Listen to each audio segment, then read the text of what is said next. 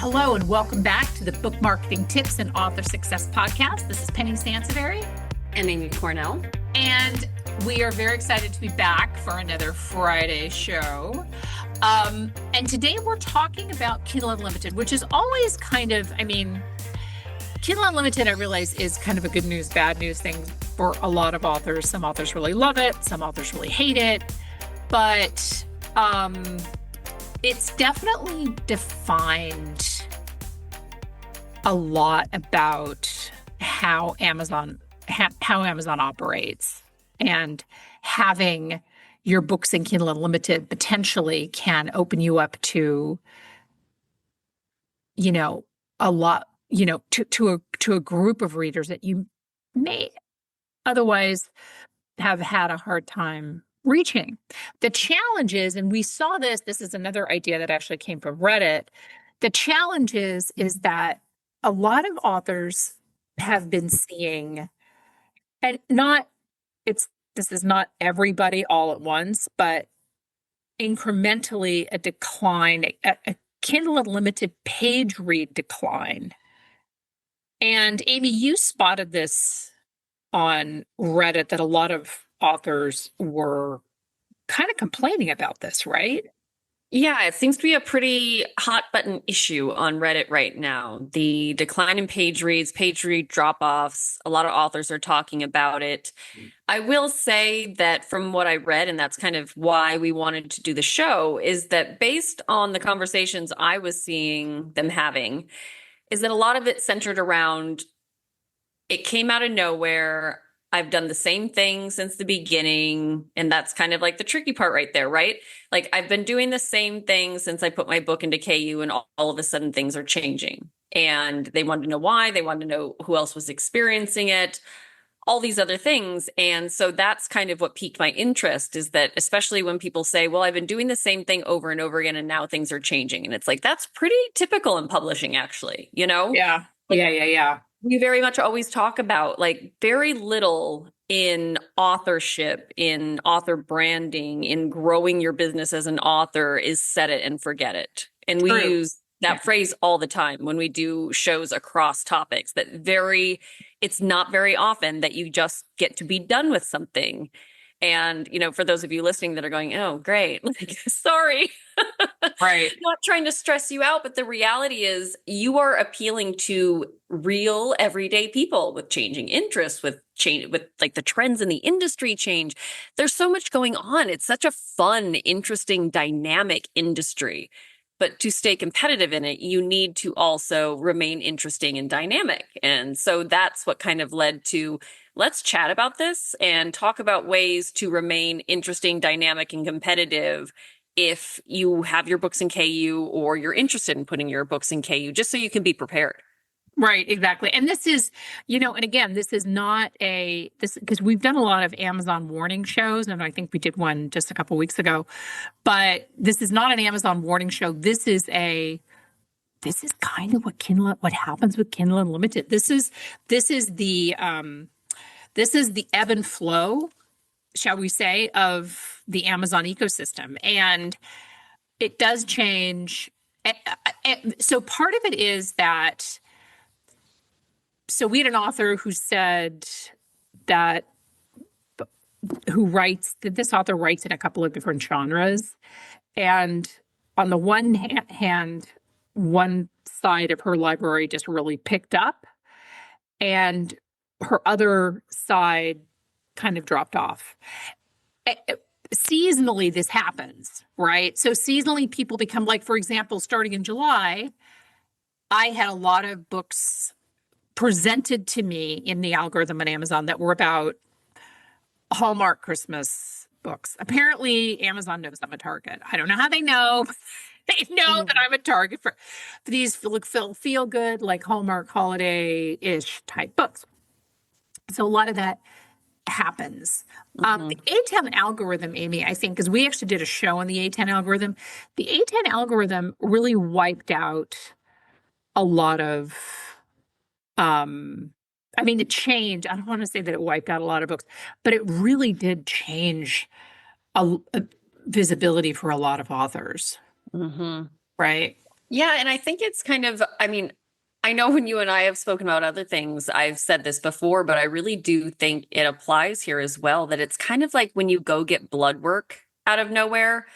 Like, unless you get blood work every month religiously and you really track everything, I'm one of those people that's pretty convinced that if you randomly go in to get blood work, or even if it's scheduled, whatever, but you only do it a couple times a year, there's always a chance you're going to see things that are potentially a little concerning or that you weren't expecting and all this stuff. But it's like, but yeah, but if we check them regularly and track things regularly, maybe we would see these kind of ups and downs and shifts and changes. But if you're not doing that and you show up one day and start looking at some of your stats or your back end data, you're going, oh my gosh, this looks terrible. Maybe it was terrible a few months ago too, but then it picked up again, right?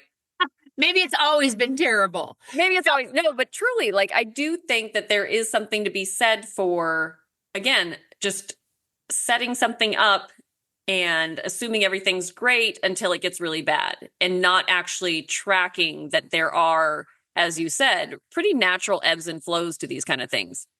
Yeah.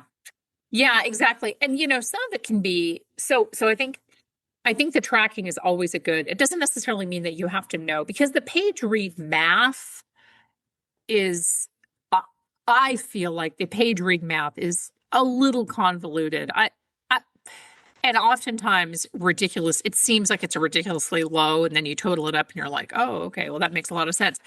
So, but tracking, just making a note and just tracking is also really important because as you continue through your author career, you'll start to see trends like, oh yeah, you know what, in January, I know that my books really January is not a great month. So maybe I'm going to pull back on the ads. Maybe that's not really my season, but come February, March, April, things start to really pick up again, right? Um, so subscription saturation, I mean, I think that there is something to that. So Amazon really does push the Kindle Unlimited a lot, right? Amazon likes that Kindle Unlimited subscriber because they get that monthly fee and then these readers have access to all these books.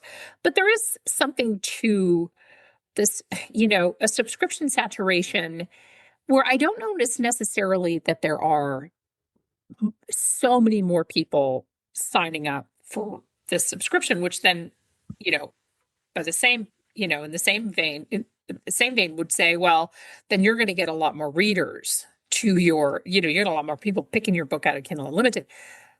There is a saturation of title problem. And I think a lot of this, not a lot, but some of it could potentially go back to the AI generated books, which, Mhm.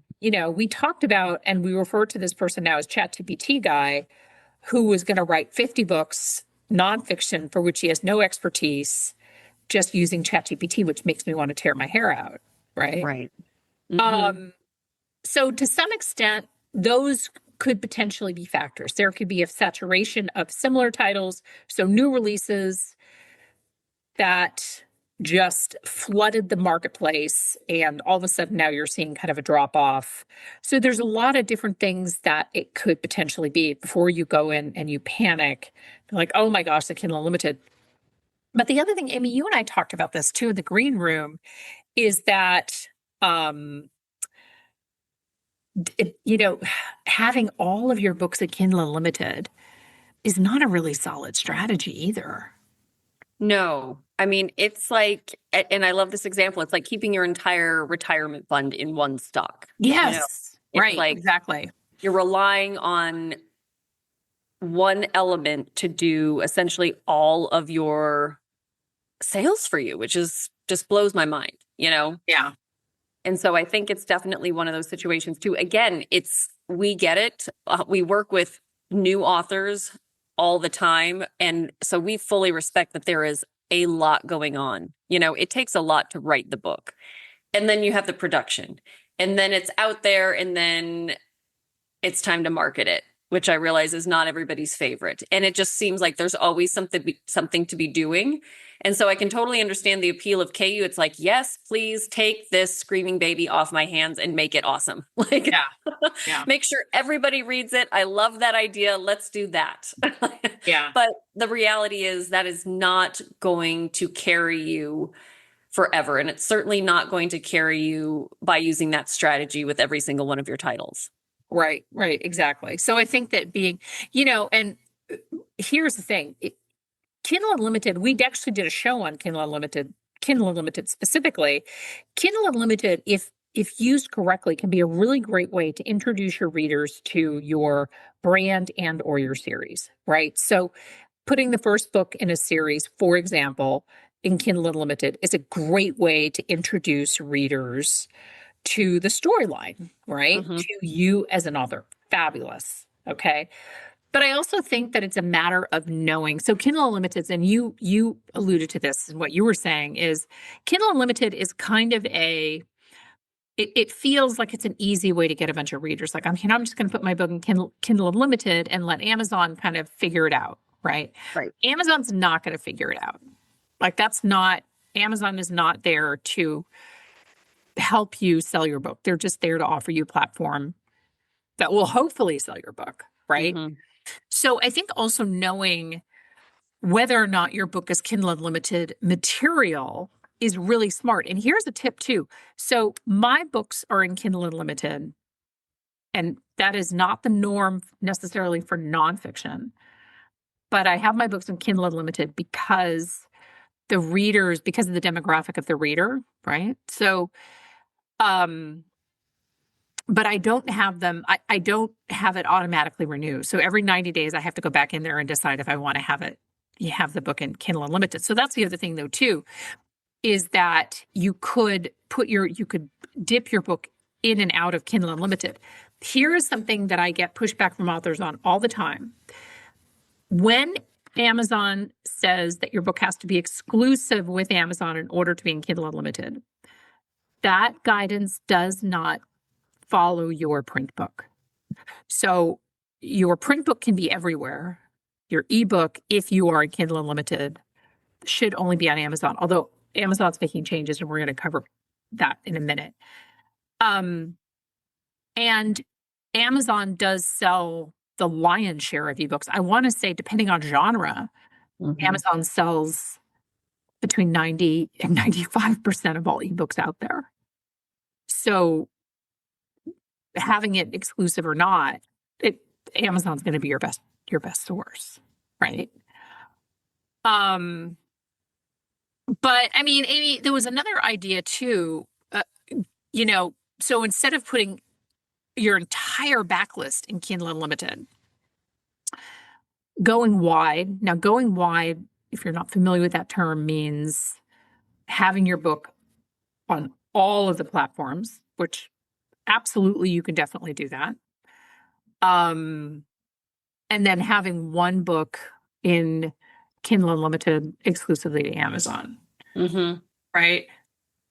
Yeah, I mean, I think that's just it, and it's another one of those things that we wish we could tell you that this is exactly how to do it and it works for everybody every time. Unfortunately, that's not the case. That's not how this works. That's really not how anything works, Right. honestly. But that is another way to approach this, to where you are, hopefully, by going wide, generating a lot of additional exposure. Like, you are literally tapping into every potential opportunity to find readers on different platforms, even if the percentage of readers that use that platform is smaller. We're big on quality over quantity. So maybe that'll work for you, So be selective about what you do with each book and not just fall into a trap of this is how I do things and everything has to be the same. And I loved that you mentioned, Penny, that you don't auto enroll, because I was thinking at minimum, yes, assess whether or not it's still working for you, but at minimum, you have a built-in reminder to check on your data, your stats, all that kind of stuff. You know what I mean?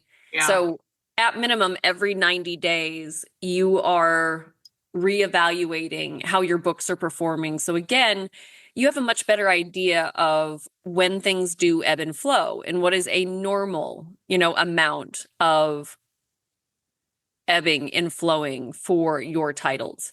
So you Right. don't, if you show up once a year and realize like, oh my gosh, like the time that you're checking, like this isn't working, again, that's not a really great, it's just a very small snapshot, So Yeah. getting that reminder every 90 days about re-upping should be a great like trigger to say, okay, I'm going to check my numbers. I'm going to see how things are going. And then you have a better idea every 90 days how things are actually happening. Like, and then you can make more strategic, smarter decisions about what's working and what's not versus having knee-jerk reactions because of what things may be showing you at the time that you decided to pop in there and check, when it's not consistent. Right, exactly. And I also think, look, don't feed into the panic. So it's very, and we see this panic on social media. We certainly, some guy goes onto Reddit and posts like, oh my gosh, my Kindle Unlimited, you know, page reads have just plummeted off a cliff. And then everybody chimes in and then everybody starts to panic. Before you panic, well, maybe before you panic, you should be tracking because the tracking will help you to not to not be like, oh, Right. this is just kind of a seasonal thing. But the other thing that I think is, and we talk about this a lot, and Amy and I are gonna kind of fire these ideas off at you and refer back to some other shows because we don't want to take up time in this particular show with each of these individual things, but we've covered these in depth. So relying solely on Kindle Unlimited to sell books for you, not a good strategy. Not tracking all the things, also not a good strategy. A really good strategy, though, is to engage directly with readers. We did a whole show on this. Mhm. Um, an algorithm shift can wipe out your visibility overnight. And again, this is not to like send panic into the hearts of everybody Right. listening, but sometimes it happens and it does come back. Like it's not, and Google does this too. So Amy and I have conversations many, many times about our website. And like every time Google changes an algorithm, we're like, oh my God, like, where's our site going to come up? One of the things that we have learned through the years, mostly of me panicking, is that if you do all of the right things, if you continue to do all the right things, an algorithm shift may impact you for a little bit, but it's not necessarily going to wipe out all your hard work, Exactly. right? Yep. So, Yeah. um, and I think that eh, making sure that you're directly connecting with your readers is always a really great way. Just because, much as we love Amazon, like we get it, it has offered a tremendous opportunity to authors. You really want to have that direct connection to readers. So, letter in the back of your book, all the Mhm. things, connecting with, finding ways to connect with readers. In fact, we did a show. I think it dropped last week. I get kind of confused with the way sometimes that our calendar shifts, but where we actually talked about um, ways to directly connect, to better directly connect with your readers. If we didn't do it last week, it was a couple weeks ago, but it's definitely been this year. We have Right. 5 years worth of shows, so definitely go Mhm. back and take a look at some of those. I Amy, know. sorry, what did I forget? Because I know I forgot. No, I was just going to say it just makes a big difference because, and it's already come up a couple times in this show, but it's worth reiterating. Amazon, lots of opportunities. Like you said, Penny, I think that was perfect. Amazon presents a lot of opportunities, but it's not going to be what sells your book to somebody shopping.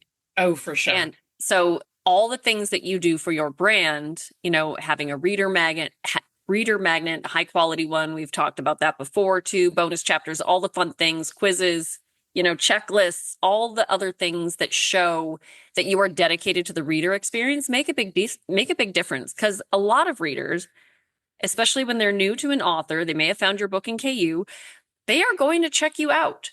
They're going to see if you're on social. They're going to see if you have a website. You know what I mean? They're going to try to get a feel for what it is you're all about, what you offer, what your other titles are, things like that. And so that can directly affect how engaged they are with that KU title. Yeah. So if you're not out there, if they can't find anything on you, if their experience with your brand is okay at best, believe it or not, that does affect how much they are going to enjoy reading that title. And yes, that may not be fair, but we're all human. You know what I mean? And the entire experience that they have with both your brand and your title matters. So making sure that you are backing up what you're putting out there with a brand that shows that you have them in mind and that you are putting in the effort and that you are being thoughtful really does make a huge difference, because having a great website or having a fun reader magnet or having a really engaging social media presence, if you're nonfiction, if you offer a lot of extra tips and recommendations and things like that, when they start reading your book, they already have an elevated opinion of who you are as an author and what you can offer them. And that is priceless, you know? Yeah. It Yeah. That can is, absolutely change their experience with that title based on all the other things that you put out there for them to experience that are connected with you. So yeah. really don't take that for granted. Yeah. That is very true. And I think, and I probably should have mentioned this earlier, and then we want to get into just a change that Amazon is making to Kindle Unlimited. But don't put your weakest book in Kindle Unlimited.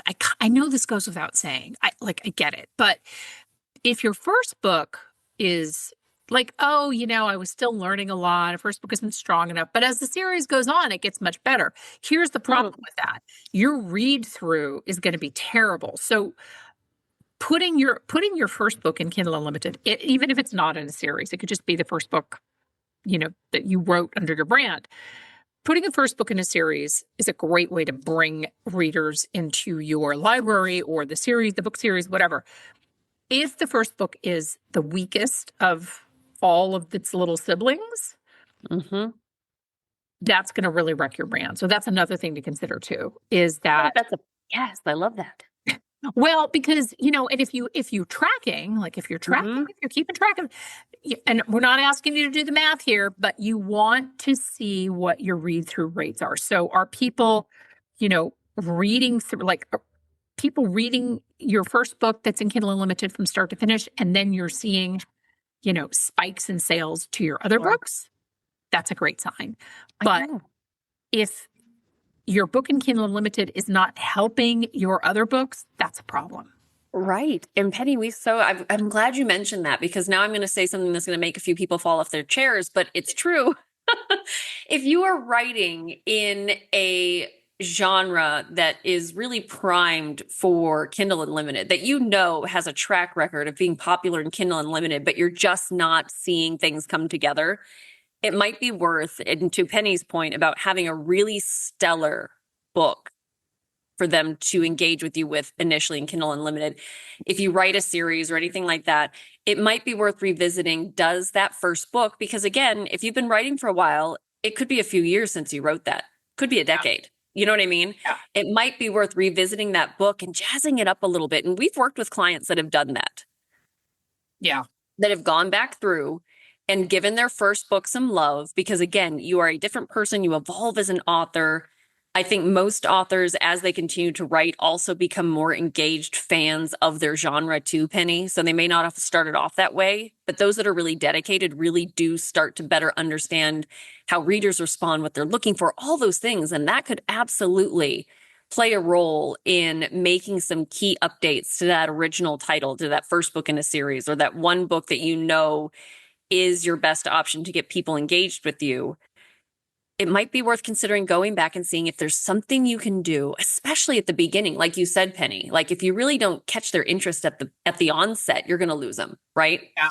So maybe it's just a matter of reworking the first part of the book or something. But truly, I know that sounds like a huge project. But again, if you are writing it in a genre that is really primed for Kindle Unlimited, you have a lot of potential opportunity there.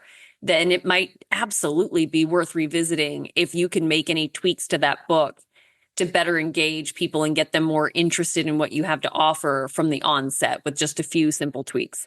Yeah, I agree with that. And and I'll tell you something, as an author myself, that's a really hard conversation to have with yourself, right? Mm-hmm. It's like, oh, this book failed, and why did it fail? Why did it, it doesn't have to be an outright failure. It could just be, it just didn't, match the expectations of maybe other books that you have out there. Um, asking yourself those solid, not easy questions is a really great way to be successful, frankly. Hmm. Right. Absolutely. Any author that we like, household name has had to have that conversation for sure. Yeah. Nobody is immune to that. Yeah. We have an author who revised all of her covers Hmm. because she looked at them and she's like, you know what, these really aren't strong enough for this particular genre. Those conversations are not easy to have with yourself. Like, I failed the first time, but I think that it's kind of like failing up, right? So you figure out what went wrong. We always learn as we go. Was my first book 25 years ago, whatever, as good as a book that I write now? 10,000% it's not, right? Because we learn as we go. And Hmm. also, things, older books, things change, language changes, topics, morph and grow. And so sometimes it's a really good idea just to take a look and see what can be, what can be fixed. Hmm. Um, Now, Kindle Unlimited, and this is a change, and y'all may have already heard about this, but Kindle Unlimited is now allowing you to have your books served in libraries. So it's no longer saying you have to be your ebook has to be exclusive just to us. We have all rights, technically selling rights to the book. Now it's allowing library you can have the book stocked in libraries, which is great news. I know. That's crazy cool. It's very, very cool. I also think, though, that it is a sign of changes to come. Kindle Unlimited has, and not without, you know, it's not without merit. Kindle Unlimited has faced a lot of backlash in the publishing industry because of the exclusivity that Amazon demands for the ebook. So I think that this is a really good step in the right direction. I'd like to see more. Like, I don't think that, given Amazon's dominance in ebooks, I just really do not see why Amazon is not allowing you to sell your ebook everywhere. And I feel like that's going to be next. Maybe not this year, but I feel like that's going to be next. Amazon, if you're listening, you dominate the ebook industry. What are you so afraid of? I mean, literally. Because I think that would, because the conversations, when I have conversations with authors about Kindle Unlimited, they're like, well, I don't want my book to be exclusive to Amazon because I want to be able to sell my ebook everywhere. And that's fair. And even if I toss out the numbers and the sales that Amazon does, with the majority of ebooks that are sold through Amazon, they're like, nope, I still want to sell my ebook everywhere. That's fair. I think Amazon needs to just bow to that and be like, you know what? We're still dominant, whatever, Mm-hmm. you know? Yep. No, So, I think this is good. I think we've done a few shows this year that show promise that Amazon is finally starting to put more effort into giving their authors some additional opportunities. They're trying to shake things up. It was getting stale for a little bit, but between, Goodreads and this and, there's a few other things going on. I think I'm going to stay positive. yeah, I agree with you. I think that, we have not been very kind to Amazon always on these calls, only because we feel like sometimes they treat authors like these little unwanted stepchildren, which is unfair because 25 plus years ago, Amazon built their foundation on authors because that's the first thing they offered was books. So it's time to make some really positive changes. And as these changes start to evolve, thinking positive, maybe even this year or in 2026, we will be here to report on them. Thank you so much. By the way, we want to mention that we are going to be doing very, very soon. There's going to be an opportunity to text us. I'm really excited about this. Amy has been developing this. She's so smart.